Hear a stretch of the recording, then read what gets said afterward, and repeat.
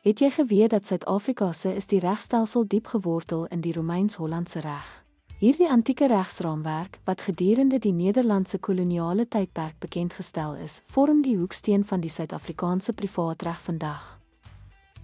Suid-Afrikaanse gemeenereg het 'n hibriede oorsprong, hoofsaaklik beïnvloed deur Romeins-Hollandse reg, ingestel gedurende die Nederlandse koloniale tydperk 1652-1795. Het die Romeins-Hollandse reg die primêre bron van privaatreg geword, insluitend beginsels met betrekking tot kontrakte, lik, onregmatige daad en eiendom. Engelse gemeenereg, na die Britse besetting 1795 en verder, het Engelse prosedurele en handelsreg die Suid-Afrikaanse reg aansienlik beïnvloed. Engelse regspraktyke het ook administratiewe, grondwetlike en arbeidsregstrukture beïnvloed.